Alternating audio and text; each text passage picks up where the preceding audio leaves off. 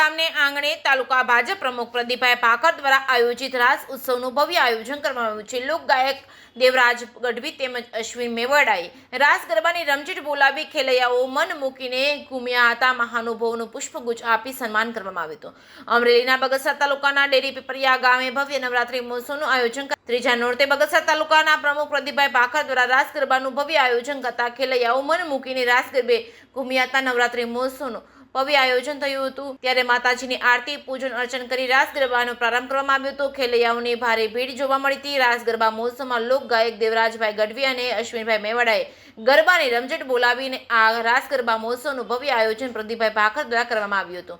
જે કે સિંહ ગુજરાતી સાથે રોમેલ મરવર બગસરા।